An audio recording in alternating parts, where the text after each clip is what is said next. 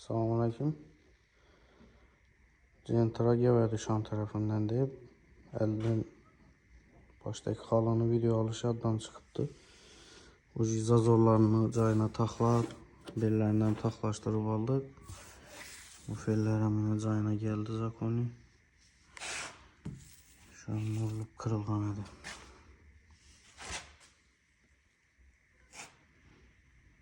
Şöyle adam trişemberi şundan bağını boyaladı. Farlarından kulakları sınıp ketken. Xuda qalasa farın özünü korpusunu koyup özünü işləp verəmiz, hava tuz koyadı. Girməkliklərini gözətib bara arasla. Centranam təyar etdik, xuda qalasa. Zorlara etibar verəslə. Krasken səpilişlərinə bufer şundan bir yanına səpildi. Krelçödən perikot oldu. Kraskələrindən birə-bir oxşatqanımız.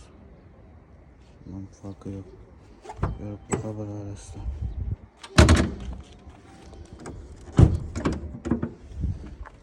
Çan tərəfləri farımızdan taza korpus koyub yenilab verdik. Fardan çotki atıb, girməkliklərindən zavut atıb koyub bərəmiz. Xuda qalasa təyar. Kimə şunun xizmətlə gerek olsa dəstə nomer qaldıramam, telefon vurup gələ verəslər. Kanala abunə olub, podpiskaya basış yaddan çıxmasın.